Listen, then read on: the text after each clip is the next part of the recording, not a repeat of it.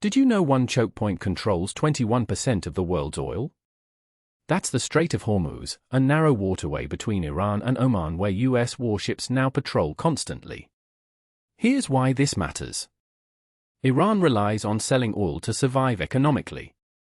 When the US stations aircraft carriers there, they're basically cutting Iran's lifeline. It's economic pressure without firing a shot. The strait is only 21 miles wide at its narrowest point.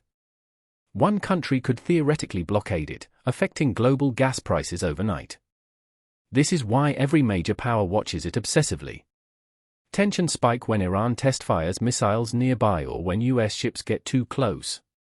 Neither side wants actual war, but the chess game never stops. This could impact your wallet at the pump. Follow for more geopolitics that actually affects your life.